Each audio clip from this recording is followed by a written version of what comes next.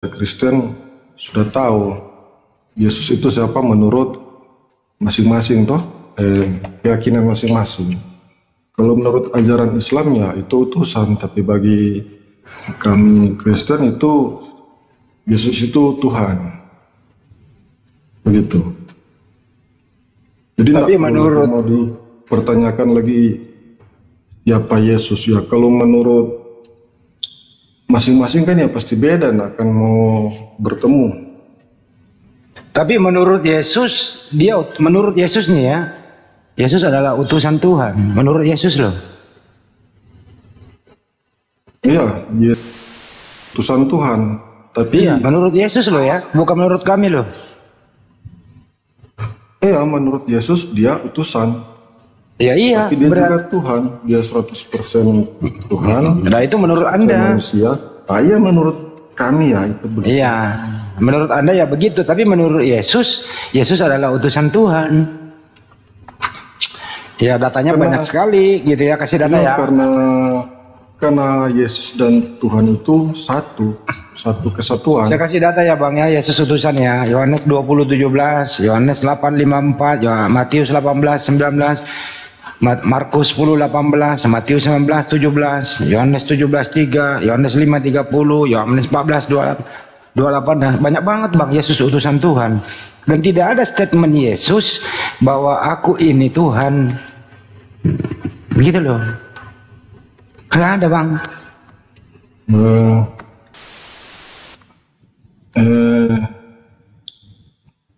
Mengapa Yesus ada di bumi, begitu kan?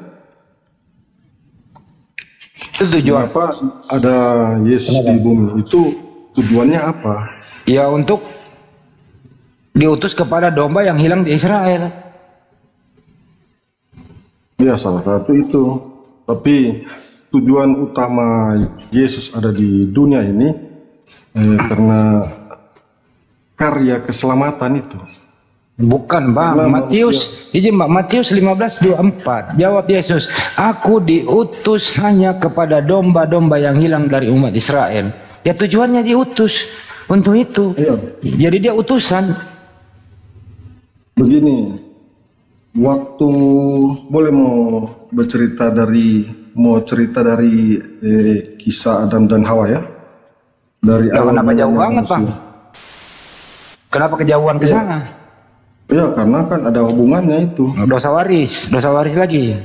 Iya. Enggak nyambung Bang, enggak ada. Doktrin ini, doktrin. Ya, itu doktrin, memang betul doktrin, itu ajaran. Kalau dosa waris sudah banyak didengar dan sudah banyak dibahas. Tapi boleh izin saya mau bicara? Silakan Bang. Oh ya, begini, waktu Adam dan Hawa dibuang dari Taman Eden, itu berdosa, itu putus hubungan manusia dengan Tuhan. Waktu Adam dan Hawa belum jatuh dalam dosa, kan mereka bertemu, bercerita tatap muka dengan Tuhan. Nah, ketika mereka jatuh dalam dosa, dia dibuang, kan, turun ke bumi. Nah, ketika di bumi, Adam dan Hawa sudah tidak bisa lagi bertatap muka, karena Taman Eden itu kan yang suci, surga. Nah, untuk bagaimana cara supaya Adam dan Hawa bisa kembali ke Taman Eden bersama dengan anak cucunya kita ini, maka harus ada penebusan dosa. Di mana tertulis itu Bang? Zaman Musa. Pakai data Bang, coba di mana ada penebusan dosa pakai darah manusia Bang? Aduh, kalau masalah data kita nggak bisa. Gini Bang ya, izin gantiannya. Gini ya. Iya. Adam itu di surga Anda ini sama Hawa itu belum ada aturan, dia itu tidak berpakaian Bang, gitu ya. Itu sebelum ada aturan. Dengerin dulu Bang, saya kan belum kelar Bang, gitu ya. Hanya ada satu, setelah ada aturan di surga, jangan kau mendekati atau memakan pohon itu, kan gitu. Iblislah mempengaruhi Hawa. Iya. Iblis yang Karena Adam, entah gantian bang, habis ini baru abang, kan gitu ya. Adam tidak bisa dipengaruhi, mempengaruhilah Adam, Hawa, kemudian memang melanggar begitu. Diusirlah dia atau turun ke dunia ini menjadi apa? Beranak cucu lah dia. Adam setelah tahu dia melanggar, dia minta ampun kepada Tuhannya. Dan dosanya Adam sudah diampuni oleh Yang Maha Kuasa. Insya Allah Adam itu meninggal dalam keadaan sebagai nabi, kembali ke sisi Sang Pencipta. Nah anehnya lagi, kitab Yudaisme ini gitu, ada yang memakai sebagai nubuatan dalam dosa waris. Aneh gitu loh. Sedangkan kita sudah sering diskusi sama yang punya kitab, nggak ada konsep demikian, dosa waris nggak ada. Yang ada adalah tanah warisan dan lain-lain gitu ya. Kalau dosa nggak ada. Bukankah di Yehezkiel di Babel Anda berbunyi gitu, anak tidak menanggung dosa bapaknya, bapak tidak menanggung dosa anaknya, dosa ditanggung masing-masing begitu. Jadi nggak ada konsep dosa waris itu bang. Itu dari saya. Tolong tunjukkan satu aja data ada dosa waris. Kagak ada. Kalau Anda sebagai Kristen mengatakan ada dosa waris, kasihan anak bayi Anda yang masih kecil, tidak tahu apa-apa, diberi dosa waris. Maukah Anda, bayi yang Anda gendong, kalau Anda mengantar istri Anda ke rumah sakit, pulang, membawa bayi pulang ke rumah dalam keadaan berdosa? Ini doktrin dari siapa? Anak kecil itu nggak tahu apa-apa. Tidak ada dosa dia. Dia adalah bayi yang suci. Kenapa ada konsep memasukkan dosa ke dalam bayi yang baru lahir? Ada apa ini? Gitu loh. Nggak ada itu dosa waris bang. Sekali lagi saya bilang nggak ada dosa waris. Jangan Anda memberikan dosa waris kepada bayi Kristen yang baru lahir. Dia adalah bayi yang suci tanpa setitik noda dosa pun di dalam dirinya. Gitu loh bang. bayi yang suci, bayi itu manusia, manusia itu berdosa. Jadi bagaimana menurut Anda? Menurut Anda bayi Kristen itu berdosa ya bang? Berdosa karena bayi Kristen juga manusia. Ada dosanya bayi Kristen itu bang? Ya. Juga manusia, manusia berdosa. Iya, menurut Anda punya bayi nih di rumah nih, ada dosanya ya bang? Karena dia manusia, jelas dia berdosa, Bang. Jadi kalau bayi itu berdosa, belum sempat dia berbuat baik gitu ya, belum ada amalnya bayi itu, dia masih dihitung nol. Nah kalau mohon maaf ya, ada bayi Anda meninggal, itu masuk neraka bro. Karena belum sempat bayar utang dia, belum sempat berbuat baik. Jadi kalau bayi Kristen anak Anda meninggal ini langsung masuk neraka. Karena apa? Dia berdosa, betul? Ya betul. Waduh, parah ini. Anda atau Yesus betul baca. Kamu tidak bertobat dan menjadi seperti anak kecil ini. Anak kecil ini bukan anak manusia yang disebut masuknya. Hah? Ya, paham? Anak kecil ya. Analoginya dia menunjukkan Yesus menunjukkan anak kecil. Ini berarti ada anak kecil di dekat situ. Berarti anak kecil, Yesus saja menganggap anak kecil tidak berdosa. Terus siapa Anda yang menganggap anak kecil berdosa? Lanjut. Oke, ikut nimbrung bang. Bang Handi. Oh bang? Iya, udah lama baru masuk lagi. Oke. Assalamualaikum warahmatullahi wabarakatuh. Waalaikumsalam warahmatullahi wabarakatuh. Alhamdulillahirabbil alamin. Saya ingin menanggapi sedikit ini Bang Fritz ya. Yang dimaksud definisi anak berdosa itu diambil dari mana? Itu definisi anak berdosa, anak kecil berdosa. Manusia dikatain berdosa. Sekarang jadi bingung juga saya. Anak yang baru lahir itu dia benar-benar dalam keadaan suci. Dia itu terjaga. Definisi manusia berdosa itu manakala dia sudah masuk dalam fase kedewasaan, laki-laki itu dia sudah mulai mimpi basah, ya kan? Perempuan sebaliknya, ya kan? Dia sudah diperkenalkan dengan fase kedewasaan, mengenal yang namanya segala macam bentuk yang ada dalam muka bumi ini. Disitulah dia di fungsi akalnya itu kemudian menitih jalan untuk dia menemukan di mana yang disebut salah dan benar. Jalan yang lurus yang mana, jalan yang sesat yang mana. Kalau anak masih bayi, ya itu suci statusnya, karena tidak melekat dalam bayi itu atau anak kecil itu tentang dosa, tidak ada. Masa iya kau bilang karena dia manusia dia harus berdosa? Berarti setiap anak yang lahir dari rahim seorang Nasrani, ibu seorang Nasrani, dia berdosa. Kalau anak itu berdosa, berarti anak yang lahir itu anak haram semua dong. Enggak juga sih, itu dosa waris dari Adam menurut dia, dosa waris dari Adam. Lalu yang berikut, kita tidak mengenal, tidak ada dalam dunia ini, dalam ajaran manapun, dalam kitab manapun, mengenal tentang dosa waris, tidak ada. Di kitab mana? Itu. Di kitab mana itu yang ngajarin dosa waris itu? Sementara di Injil kalian sendiri dengan jelas kok Matius bilang, ya kan, hendaklah engkau bertobat gitu. Kalau engkau hendak masuk surga seperti anak kecil ini, ya kau bertobat. Berarti anak kecil itu anak yang tidak berdosa. Lalu logika hukum waris dosa itu di mana? Janganlah. Minum dulu biar otaknya fresh juga ini. Lanjut Bang Andi. Nah, begini ya. Ya, namanya manusia itu berdosa, Bung.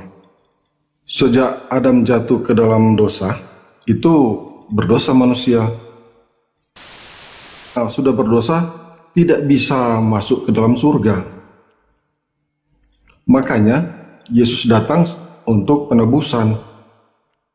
Itu DP konsep karya penyelamatan Allah seperti itu. Dari mana itu? Dari mana definisi sesama manusia menyelamatkan manusia? Logikanya dari mana? Oh, bukan sesama manusia. Loh, Yesus manusia. Yesus manusia, tapi manusia? Yesus itu satu kesatuan dengan... Satu kesatuan dari mana? Bapa itu telah menjadi firman, firman itu telah menjadi Bapa. Itulah. Dan firman itu telah menjadi manusia, menjadi daging, menjadi manusia. Pemikiran itu.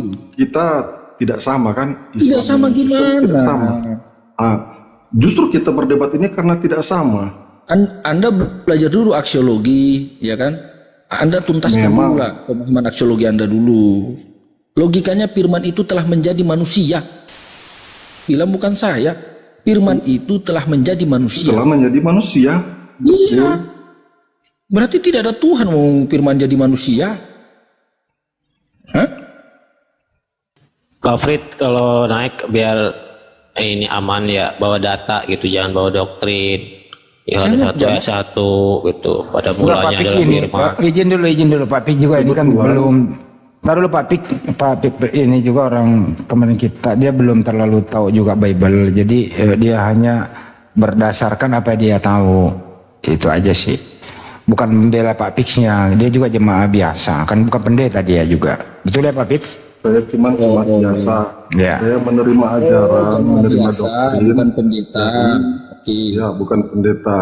Oke, berarti saran saya gini Pak Pik. Saran saya sebelum naik ke sini, lalu kemudian mengajukan pertanyaan-pertanyaan yang nanti kita bermimpi di ruang yang tidak tahu alurnya kemana, arahnya kemana. Saran saya saudara membaca dulu Bible yang Anda percaya. Biblos itu Anda tuntaskan dulu, Anda pahami dulu, baru kamu kesini kita diskusi. Kalau masalah paham, saya paham.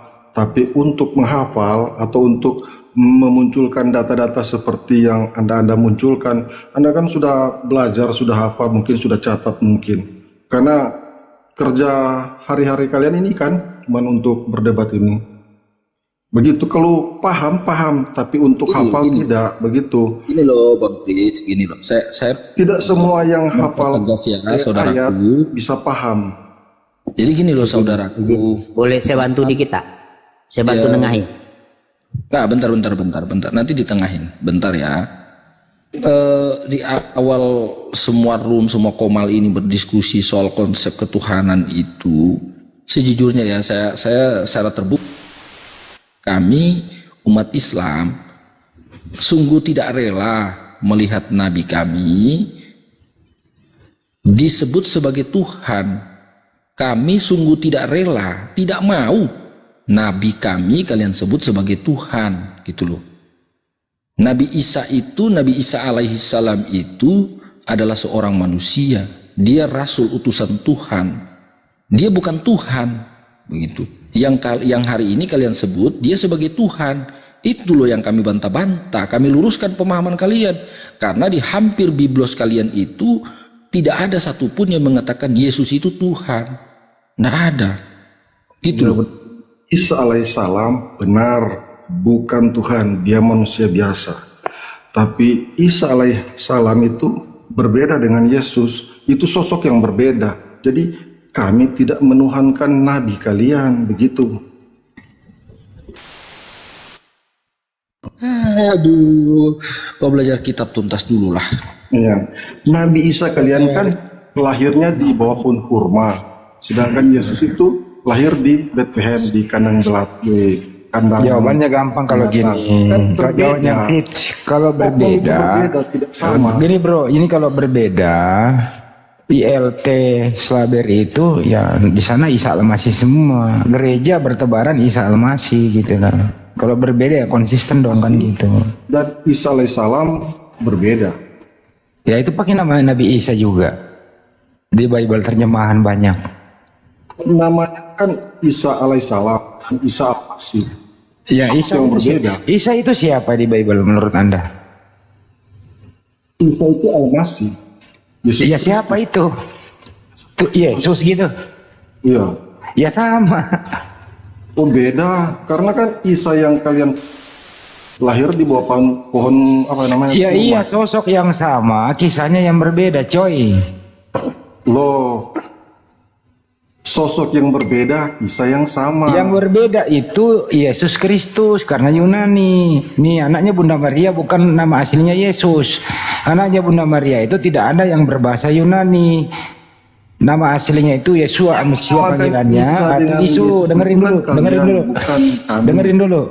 Nama aslinya anaknya Bunda Maria itu yang didaftarkan di Raja Agustus waktu di sensus lahir di kota Daud bukan Yesus, tapi Yesua Amesya. Bahasanya di sana Aram atau Ibrani atau Iso. Bahasa Arabnya bahasa Semitik serumpun Isa. Sama. Dan hanya ada satu wanita di dunia ini di zaman itu melahirkan tanpa seorang suami. Siapa itu? Maria. Jadi memang akademik di sini, tapi Anda jemaat biasa yang nggak usah dibahas. Kasihan Anda nanti. Lebih baik yang gampang-gampang saja. Lanjut Ustadz Al. Dibaca dulu nih kata dua tawarik ya. Dua tawarik itu janganlah ayah mati karena anaknya. Janganlah juga anak mati karena melainkan setiap orang harus mati karena dosanya sendiri. Yang mana yang salah yang mana bang? Nggak, sedikit saya tambahin ini apa yang dia pemikiran dia tadi tuh kenapa ada dosa waris itu karena menurut mereka ada Nabi Adam alaihissalam itu nggak sempat tobat lalu diturunkan ke bumi, jadi dia turun itu dia membawa dosa. Nah kalau di dalam Islam Nabi Adam alaihissalam itu dia sudah bertaubat dan taubatnya diterima ya, karena Allah itu maha pengasih maha penyayang, sehingga ketika dia turun ke bumi dia tidak lagi membawa, dan itu sejalan dengan Bible tadi, dengan barusan yang dibacakan Bang Glenn tadi kan, seorang anak tidak mewarisi dosa ayahnya dan begitu pula sebaliknya. Oke lanjut Kang. Jadi gitu aja Mas Pitts. Artinya apa? Kalau Anda mengatakan Adam meninggal dalam keadaan berdosa, ini penghakiman yang sangat tidak masuk akal. Karena Nabi Adam itu adalah dia adalah khalifah di muka bumi.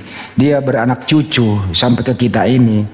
Kalau kakek kita yang namanya Nabi Adam Anda mengatakan membawa dosa dia meninggal, ini ajaran dari mana? Maksudnya kita pakai akal kita. Seorang nabi itu insya Allah diijabah doanya, apalagi ampunannya. minta ampun kepada Sang Pencipta, diampuni dosanya begitu. Jadi Nabi Adam alaihissalam itu meninggal dalam keadaan baik-baik saja dan kembali di sisi Sang Pencipta, tempat baginya. Ibarat kata dia ada di VIP kalau di surga gitu ya, semua para nabi itu. Tapi kalau Kristen kok aneh loh, seorang nabi kok dosanya waris-warisan gitu sampai ke bayi. Ini ajaran dari mana gitu loh.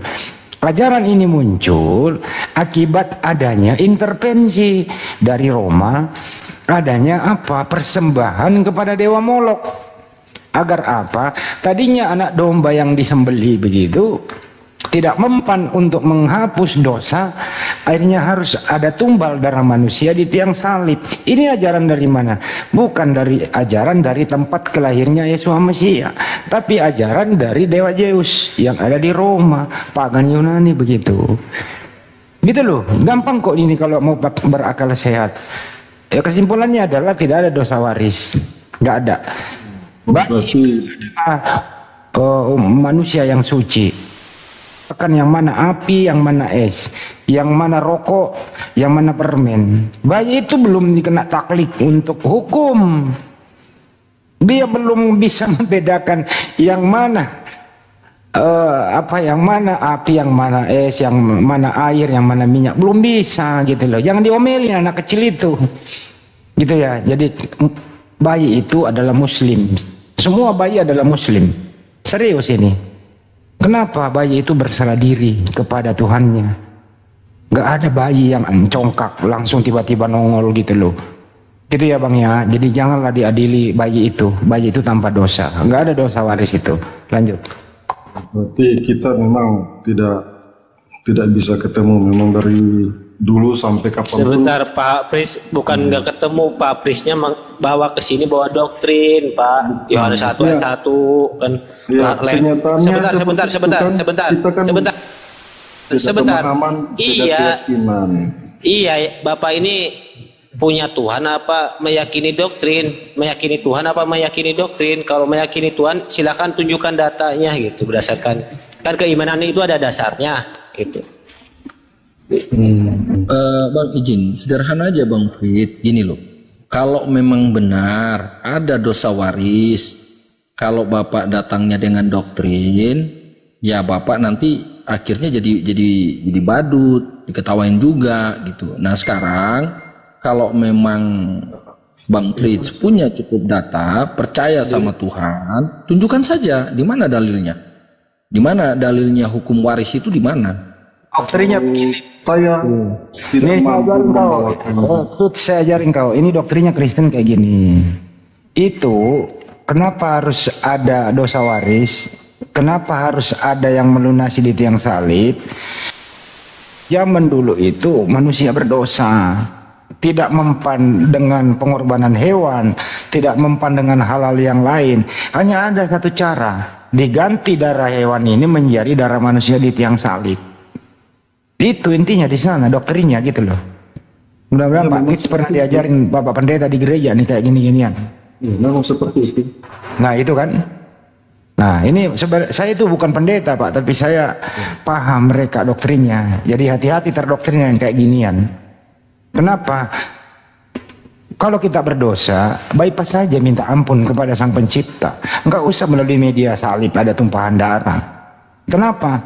Salib itu Pak, itu tidak dikehendaki oleh Sang Pencipta. Buktinya apa?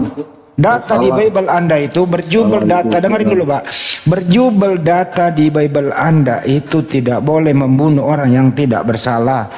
Ulangan 5:17, Keluaran 20:13, Keluaran 23:7, Wahyu 21:8, Roma 12:9, Roma 13:4, Imamat 24. Banyak sekali data di Bible Anda dilarang membunuh. Kenapa? Kalau Tuhan komitmen ini berlaku sepanjang masa dilarang membunuh, apalagi orang yang tidak bersalah, gitu ya. Kenapa dilakukan di tiang salib? Dengan alasan ini kan dibuatkan oleh para nabi di Yesaya 53, Yesaya 96 dan seterusnya. Kagak ada itu nubuatan kayak gitu. Gitu loh Pak. Karena tidak percaya nubuatan ya kan? Nggak ada nubuatan di Yesaya, Bang. Itu kitab orang, bukan kitab Anda. Nah, itulah beda keyakinan kita. Taurat itu untuk Bani Israel, bukan untuk seluruh dunia. Apa sanggup bertorat ria? Anda bisa puasa 40 hari 40 malam. Sahabat, Anda nggak boleh makan belut, udang, cumi. Bisa seperti itu, nggak minum kopi. Bisa kayak gitu. Bangkrut semua pengusaha di muka bumi ini kalau pakai Taurat. Bagaimana orang bisnis udang tambah udang? Bagaimana cumi-cumi belut apa semua nggak dikonsumsi orang, padahal sudah dihalalkan kan gitu. Anda umat Muslim masih pakai Taurat. Kita mengimani ada Taurat, tapi kami dasarnya ada Al-Quran dan hadis. Kami beriman bahwa pernah ada Taurat Nabi Musa, tapi sumber hukum Islam itu Al-Quran dan hadis, bukan di Taurat. Tapi penjabaran di Al-Quran bisa dijelaskan. 10 perintah Tuhan ada di Al-Quran. Indah Islam itu, Bang. Tidak ribet menjelaskannya. Sederhana tapi nikmat. Sampai 2 kopi 12. Betul ya Ustaz Al? Kalau saya tidak mampu menghadirkan data, bukan berarti saya salah. Begitu toh? Nggak salah. Cuman doktrin yang salah kok. Sedikit. Doktrin yang salah. Saya tambahin sedikit. Tentang itu kenapa kalau Tuhan, saya tidak mampu menghadirkan data, bukan berarti saya salah. Itu saja. Enggak. Kita diskusi, enggak ada yang salah. Doktrinnya salah. Lanjut. Iya, jadi kenapa Tuhan harus turun ke bumi, kemudian mati di tiang salib? Jadi itu sebenarnya doktrin pagan Eropa seperti itu, di mana mereka tuh meyakini bahwa Tuhan itu bengis, ya kejam gitu, sehingga manusia itu tobatnya tidak mampu untuk menyenangkan hati Tuhan. Itu falsafahnya. Nah, bagaimana supaya Tuhan itu senang hatinya? Nah, jadi diutuslah anaknya, biar aku aja yang turun, Pak. Nanti biar jadi Bapak kan senang. Jadi nggak perlu lagi kita suruh manusia itu tobat. Nah, tapi gimana caranya supaya setan nggak tahu kalau aku yang turun? Nah, kan gitu, Bapaknya ngasih tahu, kau sembunyi di badan manusia. Ini konsep Eropa ya, pagan Eropa begini. Kau sembunyi di badan manusia, kau menjelma menjadi manusia. Jadi setan nggak tahu kalau kau itu adalah anakku. Nah, ini saya dengan bahasa saya ya. Nah, akhirnya menikmatilah dia kan si dewa ini kena salib atau kena bunuh kan, dikorbankan. Nah, kemudian rohnya itu di neraka nanti dia kan pergi ke neraka tuh setelah bangkit. Nah, dia ambilnya lah semua roh manusia itu, termasuk roh nabi-nabi, roh dewa-dewa yang lain kan. Diambil, diselamatkan. Nah, setan nggak tahu karena setan waktu itu kan jaga di neraka tuh. Nah, dengan begitu caranya dia selamat. Nah, ketika setan mau membunuh dia, setan akhirnya berdosa. Kenapa? Karena sudah mau membunuh Tuhan. Nah, akhirnya dengan cara begitu senang ya, dosa itu dilimpahkan kepada setan, akhirnya tidak lagi kepada setan berdosa. Hah? Ya iya, dia kan di konsep pagan Yunani itu mereka nanti dewanya itu, Tuhannya itu tempur lawan setan. Kan begitu. Memang berdosa. Setan kan memang dari awalnya berdosa. Iya, memang. Iya. Pada akhirnya berdosa. Betul. Jadi yang tadinya dosa Adam itu semua dilimpahkan kepada setan. Kenapa? Karena setan mau membunuh Tuhan. Nah, begitu legendanya. Ini legenda ya, di pagan Eropa ceritanya seperti itu teorinya. Nah, jadi istilahnya tuh Tuhan sembunyi di badan manusia. Ini saya baca dari komentator salah satu Bapak gereja lah kalau nggak salah tuh, saya lupa namanya. Itu falsafah di belakang kenapa Tuhan turun kemudian harus dikorbankan itu begitu. Karena nanti Tuhan setelah bangkit dia harus ke neraka menjemput semua roh manusia untuk diselamatkan. Nah, begitu. Dan setan tidak tahu karena dia bersembunyi di dalam ya. Oke, lanjut. Oke. Gini loh, Bro. Pitch. Menurut Anda tahu nggak siapakah yang terlibat dalam penyaliban Yesus di tiang salib sebagaimana tertulis di Bible Anda? Kalau Anda paham silakan, kalau enggak saya jelaskan. Ya, pemuka-pemuka agama di tempat itu waktu itu terlibat. Yang terlibat ada 4 item. Pertama, pemuka agama, benar kata Anda, imam-imam tua-tua, bisa disebut Kayafas, mencari kesalahan Yesus, tidak ketemu, kemudian diserahkan ke tentara Romawi.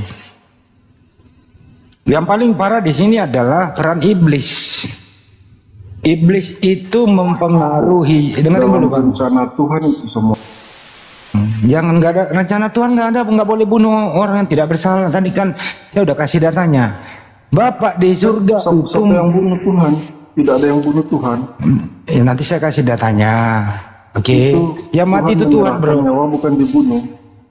Dengarkan dulu. Tidak ada yang bisa mengambil. Kalau dia serahkan, dia ambil kembali. Bang Fit, yuk. Jadi kan kamu tidak punya cukup data. Dengarkan dulu penjelasan orang. Kalau punya data, bantah dengan data. Kalau nggak punya data, diam aja kau dengar dulu. Oke, siap. Jadi gini ya bro, terlibat itu adalah iblis. Iblis mempengaruhi Yudas, Yudas nyeleweng. Siapa nanti akan kucium, itulah Yesus. Ditangkaplah Yesus. Dibawalah dia, diseret dia, ditelanjangi dia, diolok-oloklah dia, diludah,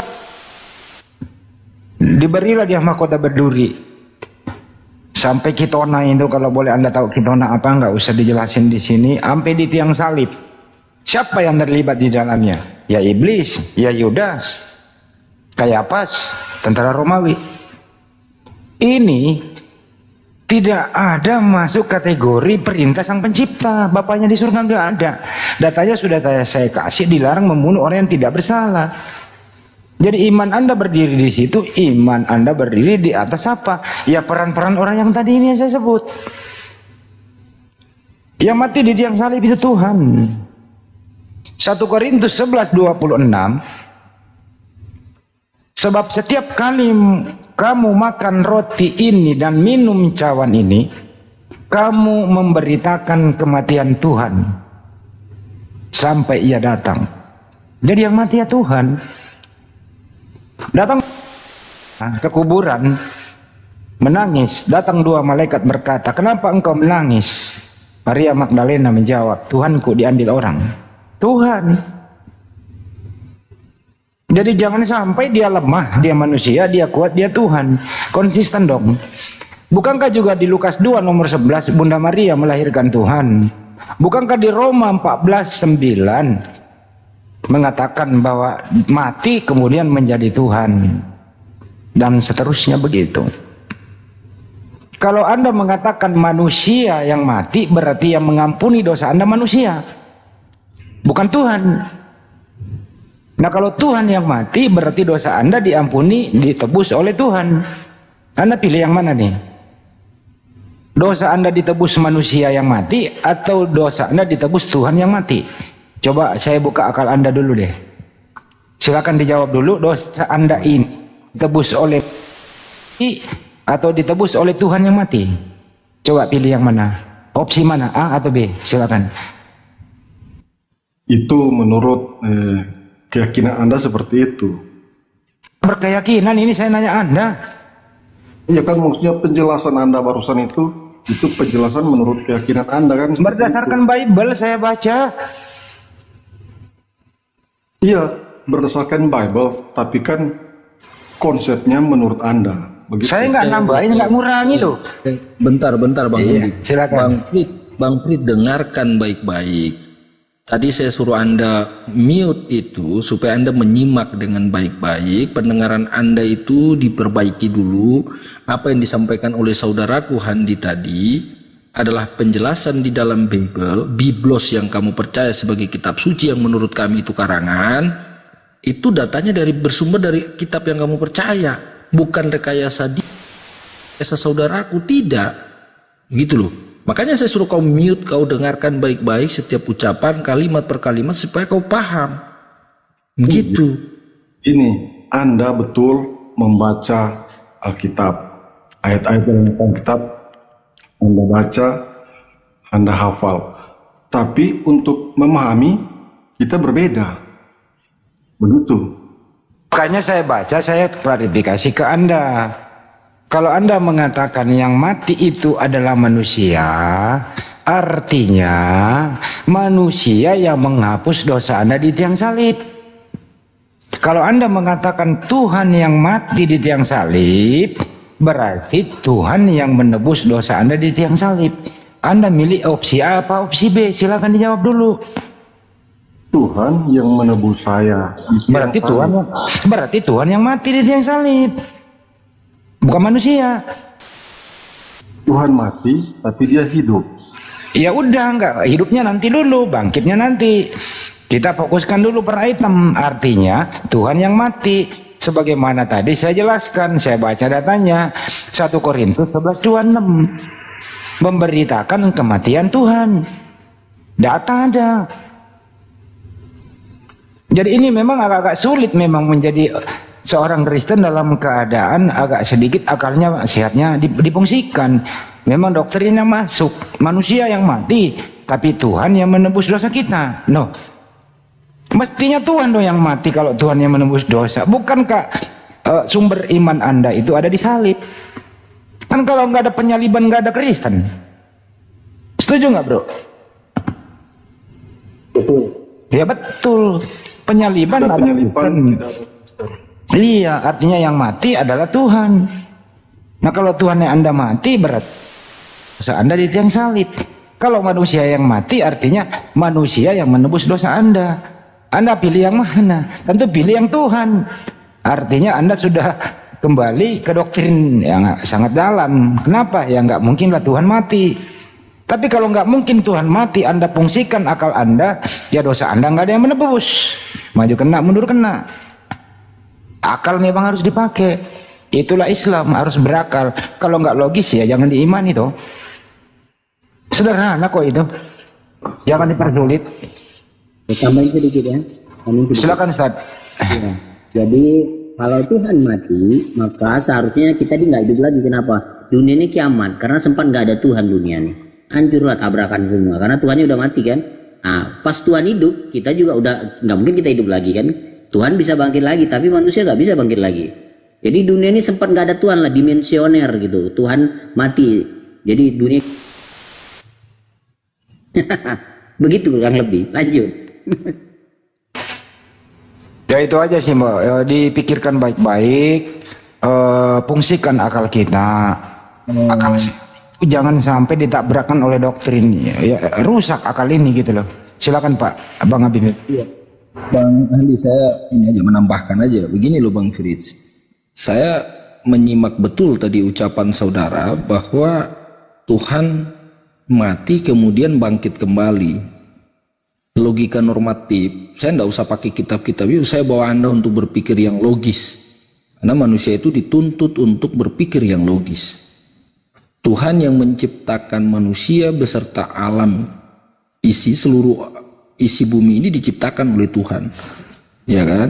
Nah, kita ini adalah buah hasil dari proses kelahiran. Sementara yang lewat penciptaan itu objek. Siapa? Nabi Adam alaihissalam dan Siti Hawa alaihissalam. Oke? Nah, ketika hari ini kamu bilang Tuhan dia mati, waduh, kemudian bangkit lagi. Oke, saya jeda dulu. Waktu mati itu yang terjadi di muka bumi tidak ada keteraturan. Hancur lebur bintang-bintang, planet, Merkurius, Plato, gempa bumi, air laut, tanah. Itu bergeser semua, itu saling bertabrakan itu satu sama lain. Ya karena Tuhannya mati. Wong dia yang ciptakan, tiba-tiba dia mati. Terus bagaimana dengan kita manusia? Nah, yang tidak logis lagi adalah ketika Tuhan mati, Tuhan bangkit lagi. Masa iya Tuhan itu ada dalam proses inkarnasi? Nah, kita nggak hidup di zaman pampir, Pak. Film-film Jepang itu, film Cina itu. Nah, Tuhan tidak bisa diilustrasikan sebagai film pampir yang manusia itu mati kemudian ada reinkarnasi atau inkarnasi itu. Nggak logis itu. Masa Tuhan ada sih? Nggak logis itu. Yuk, saja kamu berpikir yang logis-logis saja. Loh, dia yang menciptakan seluruh alam semesta, tiba-tiba dia mati dan bangkit lagi. Logikanya di mana? Tuhan ada dalam porsi inkarnasi. Itu loh. Jadi, gimana yang benar ini? Sebenarnya ini juga sering kita diskusikan sama pendeta. Bukan Tuhan yang mati, dia menyerahkan nyawanya dan mengambilnya kembali, kan gitu. Tapi ini problem juga. Kenapa? Ya kalau begini ceritanya, Trinitas itu pernah cacat selama 3 hari. Karena pernah ada yang mati. Kalau pernah salah satunya ada yang mati, Trinitas pernah cacat 3 hari. Sempurna kembali setelah dijelaskan di Kisah 2:32. Itu bro, itu Yesus itu tidak bangkit sendiri, dibangkitkan. Yesus inilah dibangkitkan oleh Elohim. Jadi kok ada Tuhan dibangkitkan oleh Tuhan? Inilah Trinitas yang sulit untuk didoktrin. Susah itu, mau dipakai dengan akal sehat manapun. Bangkit lagi nih, bersama dengan orang-orang kudus terbukalah kuburan. Orang-orang kudus naik ke permukaan. Aduh, zombie loh itu jalan-jalan bro. Yesus memisahkan diri, kemudian menemui murid-murid. Mereka semua pada kaget loh. Dikira dia hantu. Yesus berkata, aku bukan hantu. Hantu tidak punya daging dan kulit. Mereka masih nggak percaya. Yesus minta makanan. Ada nggak makanan yang bisa aku makan di situ? Dikasihlah dia ikan bakar atau ikan goreng. Dimakan. Mau buktikan dia manusia kok. Anak Maria loh itu. Kemudian Markus 16:19 terangkatlah ya ke surga, duduk di sebelah kanan Bapa. Sampai di surga yang mana Anda Tuhan kan? Ingat, Yesus terangkat sama fisiknya. Kalau Matius masih menuhankan Yesus, Anda menuhankan anak Maria di surga. Karena dia masih punya fisik. Jangan sampai ada yang memisahkan antara seperti Kristen-Kristen yang lain, itu bukan lagi anaknya kok. Oh loh, putus hubungan dong. Nah di surga itu ada Bapa, ada Yesus, ada Roh Kudus. Nggak bisa menyatu. Yesus ada fisik, ada jasmani, dia laki-laki dia. Sampai kapanpun Yesus itu tidak pernah berubah, kapan dan akan datang dia tidak pernah berubah. Selamanya adalah Yesua Mesia. Dia laki-laki, pernah disunat dan tidak pernah makan babi dan tidak pernah minum alkohol. Yesus adalah Muslim, berserah diri kepada Tuhannya. Sampai sekarang, alhamdulillah, kalau kita di Islam tidak ada satupun unsur ketuhanan di dalam Nabi Isa alaihissalam. Ada di langit kedua, dia akan turun nanti. Apa tugasnya? Menyelesaikan apa itu? Membunuh babi, mematakan salib, dan seterusnya. Bukan nyari babi diembat, enggak. Mengatakan bahwa dulu waktu gue ngajar di Bani Israel, babi itu haram, kenapa kalian embat? Saya diselamatkan di An-Nisa 157, saya nggak dibunuh, saya nggak disalib, tapi diserupakan. Kenapa lu percaya gue disalib? Tuh tugasnya tuh.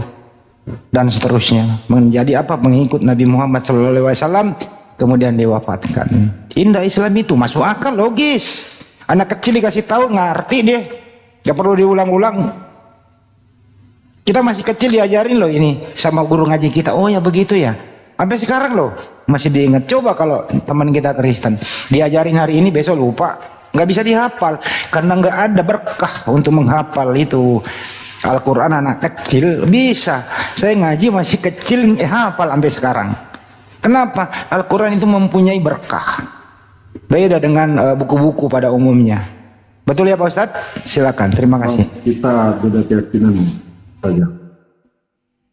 Fred, boleh tanya nggak? Waktu Yesus mati 3 hari itu dia ngapain? Boleh tanya nggak? Orang mati. Yesus mati 3 hari, kalau dia mati ya mati kan? Dikuburkan dalam kubur kan? Oh, berarti kiamat lah, dunia ini nggak ada Tuhan berarti waktu itu ya? Benar berarti premis kita tadi. Terus dia yang ke neraka tuh siapa? Yang ke neraka siapa? Maksudnya? Ada siapa? Oh ya, siapa? Yang turun ke neraka ya? Tuhan ke neraka tuh ayat berapa lupa? Bang Andi, ayat berapa? Ya, yang turun ke neraka Tuhan. Iya, Tuhan ke neraka kan? Menginjili orang mati.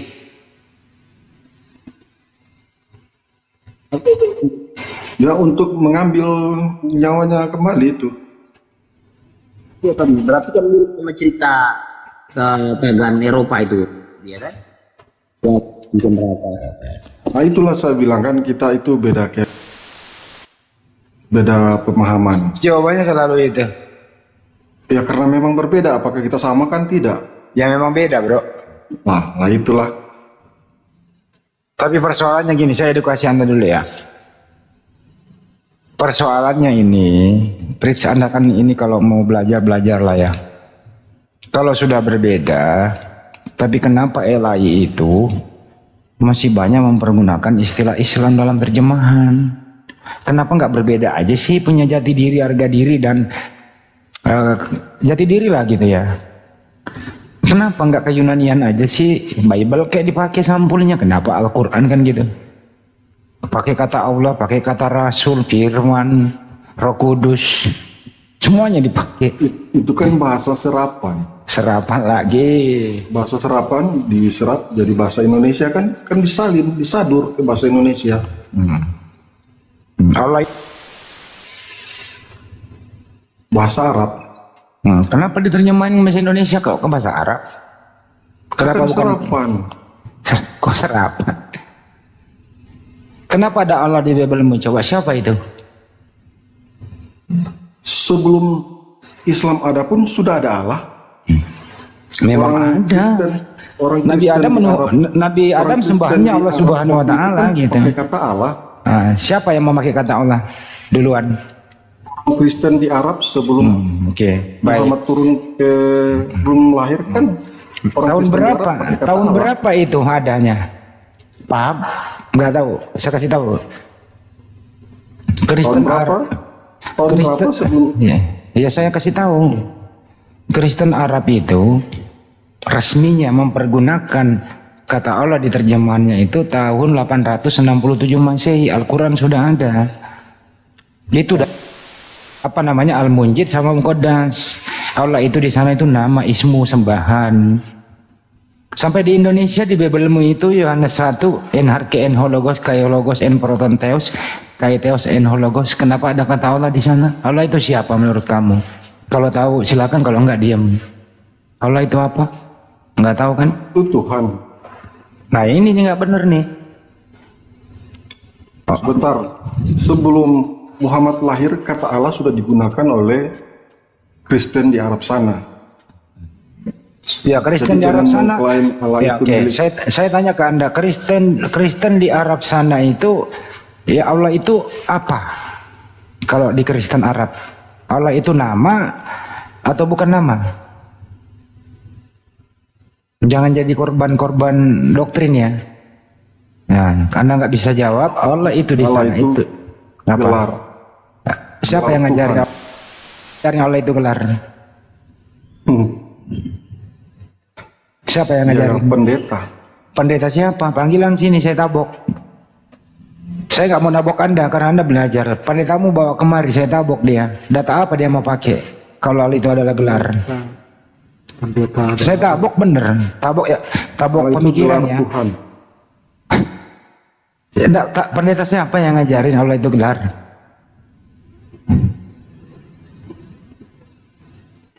Allah itu nama. Coba buka KBBI. Allah itu nama. Coba buka KBBI. Nama Tuhan dalam bahasa Arab. Nama, bukan gelar. Malam Pak Andi, malam. Malam Romo. Malam. Romo tak tersadarkan. Gitu loh bro. Jadi Allah itu nama, Tuhan itu baru gelar. Kristen itu kadang-kadang error dalam bertanya siapa nama Allahmu. Nah, Allah kita, Allah Bapa, Allah Rio, Allah Anak, Allah Roh Kudus. Ini kan Gabrul. Gabrul itu bro, Tuhan kamu itu Tuhan Bapa, Tuhan Ya, Anak, Tuhan Roh Kudus. Tuhan kamu siapa? Allah. Itu kan gelar kan? Nama itu. Kalau itu nama, Bocor tipis ini si Fritz nya. kasihan ini. Tuhan itu baru gelar. Boleh Romo izin ngomong. Boleh Roma, aku juga udah capek ngajarin jemaat. Akulah Allah ayahmu, Allah Ishak dan Allah Yalah semua. Nanti ada juga di Yesaya bahwa akulah Allah, itulah namaku. Nanti saya bukakan lagi ya, biar paham.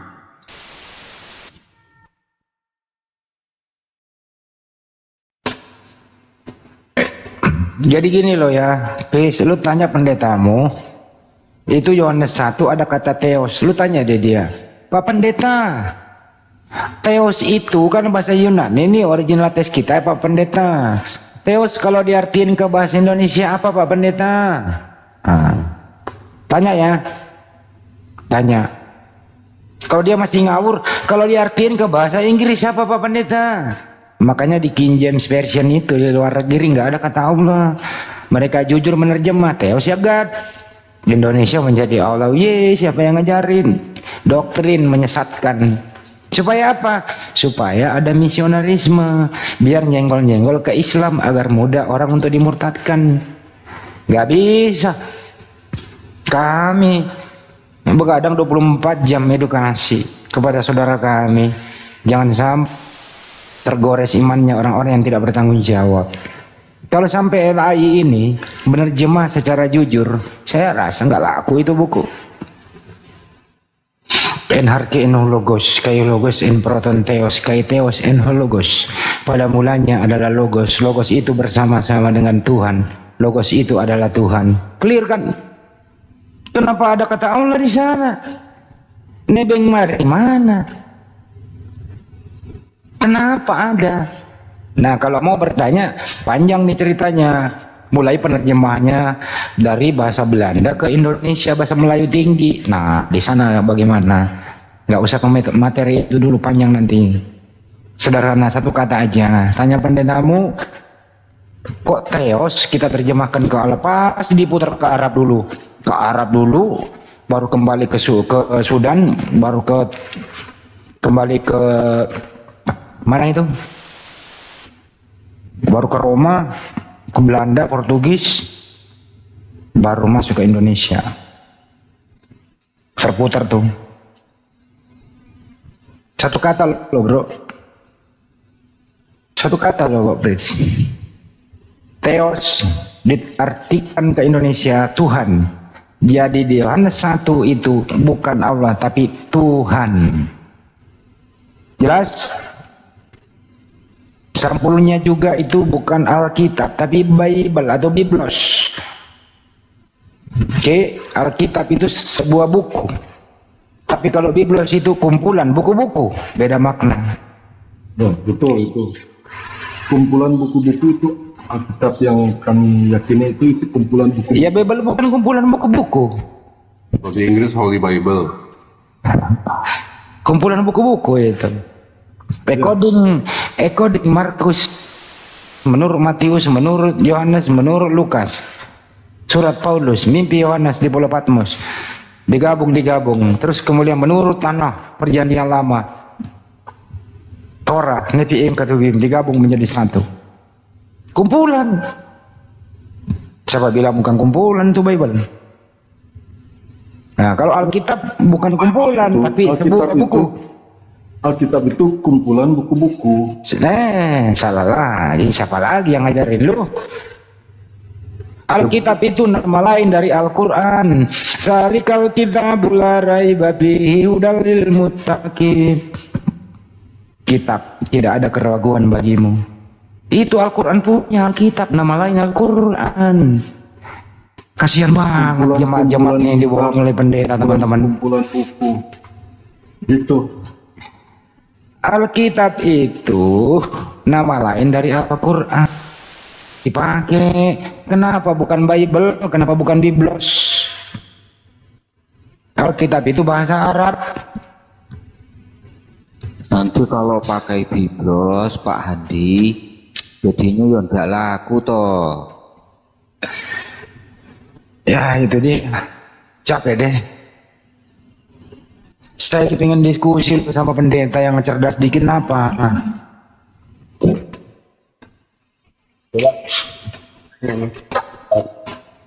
Ada nggak sih?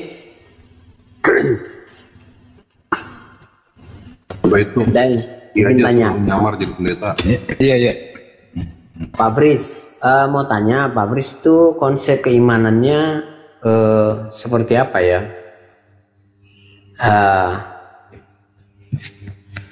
Konsep oneness atau Tritunggal atau apa? Boleh tahu? Silakan. Tritunggal. Tritunggal, oke. Menurut Pak Pris, Tritunggal itu satu Tuhan tiga pribadi atau tiga pribadi satu Tuhan? Tiga Tuhan. Tambahin dong atau tiga Tuhan gitu loh. Iya, atau tiga Tuhan. Itu satu Tuhan, satu kesatuan itu. Satu kesatuan, berarti kalau yang namanya satu kesatuan itu Bhinneka Tunggal Ika. Jadi dia banyak digabung jadi satu, begitu? Ya, betul. Betul ya? Oke, kalau begitu saya mau tanya. Kalau dia banyak seperti itu, satu kesatuan, apakah di antara 1, 2, 3 Allah Bapa dan Putra Roh Kudus itu setara atau tidak setara? Tidak setara atau setara. Karena Tuhan Enggak, dengerin baik-baik Tuhan Yesus, Tuhan Bapa dan itu satu. Enggak, Bapak harus ngikut doktrin gereja. Maksudnya apa yang diajarkan oleh gereja, bukan asumsi. Apakah mereka Bapa setara dengan anak, anak setara dengan Roh Kudus? Apakah seperti itu atau sebaliknya? Gereja tidak mengajarkan mana yang lebih tinggi, mana yang setara. Ya setara-setara, sama-sama setara. Tidak ada yang lebih rendah, tidak ada yang lebih tinggi. Tuhan gitu ya. Iya, semua Tuhan. Oke, sekarang pertanyaan saya begini. Kalau semua setara, berarti dia ada berapa free will itu? Kan ada tiga free will atau satu free willnya? Free will, maksudnya bagaimana ini? Free will itu adalah suatu kehendak yang tidak bisa dikalahkan oleh kehendak yang lain. Itu namanya free will. Kayak saya nih, saya mau ke Jamban misalnya, tapi Bang Handi dia mau ke pasar. Nah, kita punya kehendak yang berbeda masing-masing gitu. Jadi tidak diatur, saya tidak ngatur Bang Handi dan Bang Handi pun tidak ngatur saya. Itu namanya free will. Nah, saya mau tanya, di antara ketiga itu dia ada satu free will atau ada tiga free willnya? Cuma satu. Gimana? Satu kehendak. Satu kehendak.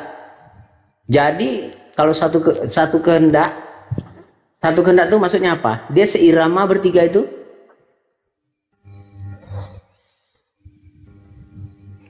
Seirama, sekehendak. Ini saya buktikan ya. Anda keliru. Waktu dia mau disalib itu, Yesus itu berdoa, ketakutan dia. Nah, kalau dia seirama berarti nggak mungkin Tuhan. Jawabannya ada di Yohanes 5:26. Saya bacain ya. Sebab sama seperti Bapa mempunyai hidup dalam dirinya sendiri, diberikannya kepada anak mempunyai hidup dalam dirinya sendiri. Masing-masing mempunyai hidup sendiri-sendiri. Kan, masing-masing punya free will yang berbeda. Makanya harus sesuai dengan kitabiah, Pak Fris. Kami ini walaupun santai, kami berdasarkan kitabiah bertanya itu, bukan asumsi atau ngawur. Berdasarkan Yohanes tadi, anak punya kehidupan sendiri, bapak punya kehidupan sendiri. Ini artinya ada free will-nya dua free will yang berbeda, tiga free will yang berbeda gitu loh. Kehidupan sendiri yang berjalan, sehakikat. Yang namanya orang hidup ya dia pasti. Ya kalau hakikat tuh begini saya jelaskannya. Saya, Romo dan Bang Handi ini satu hakikat. Apa hakikatnya? Manusia.